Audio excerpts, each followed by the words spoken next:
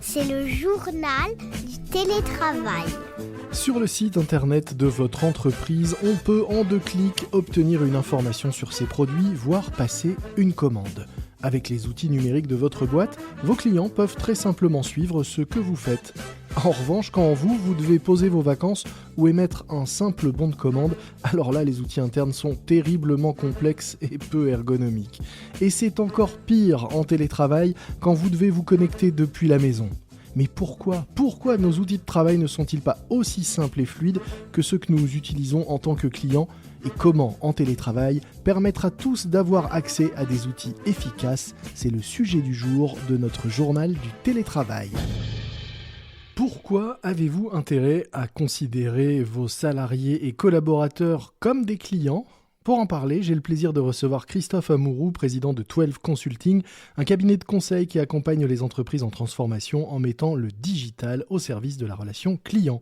Bonjour. Bonjour Lomic. Alors vous qui êtes spécialiste de la relation client, vous dites en gros que les entreprises doivent traiter désormais leurs collaborateurs et salariés comme des clients justement, et encore plus en période de télétravail. Mais concrètement, ça veut dire quoi ? Alors concrètement, ça veut dire qu'on est convaincu, nous, chez 12, qu'à partir du moment où les collaborateurs sont bien dans leur environnement de travail, les clients en seront les premiers bénéficiaires. Donc, vous savez, c'est ce qu'on appelle la symétrie des attentions. Et donc, en fait, moi, j'ai un peu créé 12 il y a 7 ans, en fait, sur cette base-là. Et j'ai pas honte de dire à mes clients qu'en fait, ma première préoccupation, c'est de m'occuper de mes collaborateurs. Donc ça, j'ai envie de dire, c'est un peu le point de départ. Alors, lorsque vous dites c'est encore plus important dans un contexte de travail à distance, oui et non. Je pense qu'en fait, c'est le point de départ et ce qu'on a en tâche de fond. Et effectivement, c'est ce qui rend les choses plus simples dans un contexte de télétravail. Puisqu'en fait, expérience collaborateur, ça veut dire engagement. Et ça veut dire capacité à travailler et à trouver en fait des solutions pour ne pas dégrader cette expérience. Oui, c'est vrai que ce n'est pas plus important en télétravail, mais c'est en télétravail qu'on se rend compte que ça pêche si on ne l'a pas fait avant. Absolument. Et aujourd'hui, vous pouvez voir autour de vous, et ne serait-ce que j'imagine au travers des gens que vous interviewez sur cette thématique-là, vous voyez à quel point ça peut poser problème dans un certain nombre d'entreprises, puisque le constat et à mon sens le problème, c'est qu'il y a beaucoup de gens qui ne veulent pas revenir ou un peu sous la contrainte. Et c'est parce que finalement, l'expérience collaborateur, préalablement à la crise, ne devait pas être au mieux. Alors vous avez développé une application en interne baptisée Seren App qui vous aide à conserver un lien solide et durable, dites-vous, au sein des équipes dans un contexte de travail à distance. Alors qu'est-ce que c'est que cette app ? Comment ça marche ? À quoi ça sert ? Le constat qu'on a fait, c'est que lorsqu'on a pu, après le premier confinement, de nouveau travailler en partie en présentiel, notre première préoccupation, c'était de faire en sorte que l'environnement de travail soit le plus safe possible, de façon à ce que les collaborateurs aient envie de revenir en toute sécurité. Donc, sans rentrer dans le détail, vous connaissez ça, les jauges, les distanciations, etc., il était important qu'on le fasse. Et donc, en fait, on a développé initialement cette application pour faire en sorte de gérer les jauges et de permettre aux gens de s'inscrire et ainsi de pouvoir gérer à la fois un roulement et faire en sorte qu'ils soient au bureau en respectant les jauges et la partie de distanciation. Donc ça s'est plutôt bien passé. Et puis on a pu comme ça augmenter les jauges lorsque c'était possible de le faire. Donc en fait, techniquement, c'était pas très compliqué. Et puis on s'est rendu compte que cette application avait d'autres vertus, et notamment le fait que les gens savaient globalement qui allait être présent, et ainsi, alors pour des raisons de projet ou pour des raisons d'affinité, ont pu commencer à s'organiser pour faire en sorte d'être en même temps qu'un certain nombre d'autres 12-heures avec qui ils avaient envie de travailler. Alors vous êtes une soixantaine aujourd'hui, c'est ça ? Oui, un peu plus, on est 75. 75, et tout le monde a téléchargé l'application et l'utilise depuis le retour au présentiel, depuis les premiers retours possibles. Oui, absolument. Donc en fait, c'est une application qu'on a développée nous sur ce qu'on appelle une technologie low-code. Voilà, je trouve que c'est Microsoft qui met à disposition cette plateforme, Microsoft étant un de nos partenaires. Et donc en fait, ce qui nous laisse la possibilité de faire évoluer cette application. Mais aujourd'hui, en fait, 100% des 12-heures en fait utilisent cette application.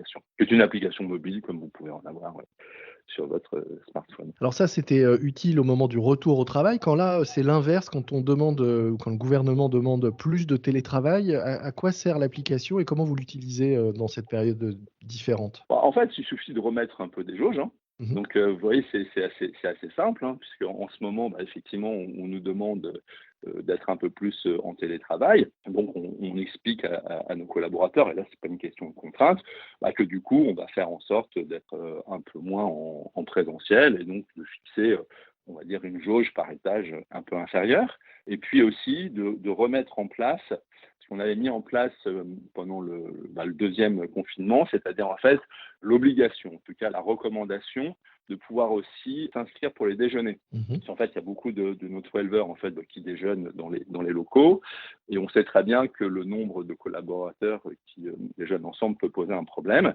Donc là, en fait, on avait un peu libéré cette fonctionnalité ces derniers temps, et là, on l'a remis en place, de façon à ce que chacun, lorsqu'il vient, en fait, il est capable de dire, bah voilà, je viens le matin ou l'après-midi ou toute la journée, et je vais déjeuner à telle heure, et à ce moment-là, on lui propose un endroit pour déjeuner. Pour permettre donc à chacun de garder le contact, et de savoir qui sera là, c'est quand même plus qu'un agenda partagé cette application finalement? Oui, oui, c'est plus qu'un agenda partagé. Ça permet aussi, vous voyez, en fait, on enrichit au fur et à mesure. Parce que nous qui sommes au cœur de l'usage, hein, puisque nous, notre cœur de métier, c'est de faire en sorte que la technologie, le digital soit adopté à bon escient par nos clients et leurs collaborateurs.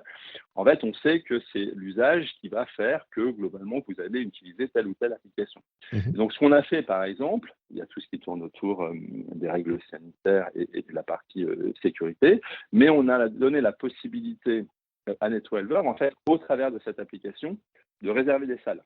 Sachant qu'en fait, du fait de l'organisation du travail qui est un peu différente aujourd'hui qu'elle n'était avant et qui va le rester en partie, on a réaménagé nos locaux. Mmh. En fait, on s'est rendu compte que les open space, finalement, avaient un peu leurs limites, que par ailleurs, il y a de plus en plus de consultants qui travaillaient en visio, et y compris chez toi, tout simplement, parce que nos clients, un certain nombre d'entre eux, on va dire, sont moins en présentiel qu'on peut l'être de notre côté. Mmh. Et donc, en fait, on a réaménagé les espaces pour faire en sorte qu'il y ait des espaces de réunion. Alors, on a des box individuelles, des box pour 2, pour 3. Et donc, en fait, Serena permet aussi, simplement, en restant sur la même application, d'aller réserver ces salles. Et sachant qu'on en avait, on va dire, avant de faire le réaménagement des travaux, on devait en avoir 4, et là, on en a 4 de plus. C'est ça aussi, donc l'expérience collaborateur, réserver un endroit de réunion aussi simplement, qu'une nuit d'hôtel finalement. Exactement. Et puis ça, c'est la partie applicative. Maintenant, il ne faut pas réduire l'expérience collaborateur uniquement à Évidemment. l'usage et à l'utilisation d'une application. C'est aussi, et ça c'est du physique, hein, le fait d'avoir réaménagé les locaux. Alors l'application permet d'y accéder, permet de réserver simplement. Puis après, évidemment, le principal, c'est surtout d'avoir des locaux qui sont en phase avec notre façon de travailler aujourd'hui. Et celle de nos clients. Ce qui se passe dans la vraie vie. D'ailleurs, à propos de vos clients, est-ce que, vous développez ce type d'appli ou de solution pour vos clients? Alors oui, parce qu'en fait, c'était pas prévu Mmh. à l'origine, mais en fait, parce qu'avec nos clients, ça fait partie des sujets qu'on aborde, hein, puisqu'en fait, ce qui est intéressant, c'est le retour d'expérience. Donc, chacun explique un peu aux autres à la fois comment ils s'organisent, ce qui fonctionne bien, ce qui fonctionne un peu moins bien. Mmh. Et donc, nous, on a eu l'occasion d'expliquer qu'on avait développé cette application. Et donc, certains nous ont dit, attendez, ça nous intéresse vachement. Et donc, on l'a déployé chez 3 de nos clients. Sachant qu'on a passé, vous voyez, une offre à part entière. Donc, en fait, c'est plus eux qui nous ont dit, attendez, montrez-nous comment ça fonctionne et est-ce qu'on peut l'implémenter. Donc là, on vient notamment de le faire pour une entreprise plus importante que la nôtre, à peu près 1000 personnes, Mmh. et du coup, il y a des problématiques un peu supérieures aussi.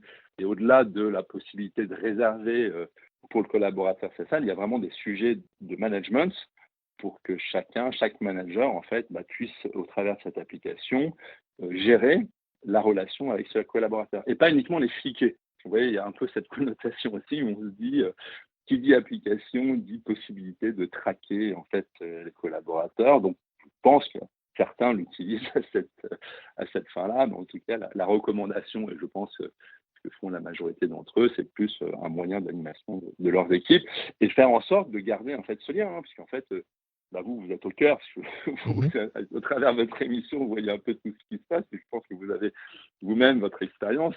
Enfin, voilà, il faut vraiment être extrêmement vigilant sur trouver positionner le curseur au bon endroit. Et évidemment, le full télétravail, presque du point de vue personnel, je ne pense pas que ce soit quelque chose qui puisse durer dans le temps. Et comment justement cette app et son usage peut renforcer le lien managérial ? Ça permet de pouvoir animer ces équipes, de faire en sorte, par exemple, parce que vous savez, nous, en fait, on est organisé en fonction de nos clients. C'est-à-dire qu'en fait, en moyenne, il y a à peu près 3-4 personnes qui vont intervenir chez un client, donc du partenaire au consultant.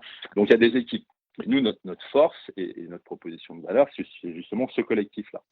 Donc là où l'application est un vrai levier d'animation des équipes et donc de performance aussi vis-à-vis de nos clients, parce que nos clients sont exigeants, c'est cette capacité à faire en sorte que globalement, on puisse se retrouver en présentiel chez Twelve dans un certain nombre de cas, puisqu'en fait, à un moment donné, il faut un peu se voir. Et l'animation d'une équipe en hybride, quand on doit faire un point et quand on doit un peu se souder, c'est quand même pas l'idéal. Et donc là, Serenap nous aide à ça. En toute sécurité, en garantissant donc les jauges, les bonnes distances et en limitant le brassage.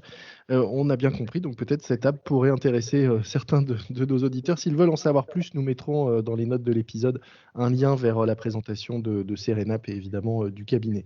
Merci beaucoup Christophe Amouroux. Je rappelle que vous êtes président de Twelve Consulting, un cabinet de conseil qui accompagne les entreprises en transformation, notamment en mettant le digital au service de leurs relations clients. Merci à vous. Merci Dominique.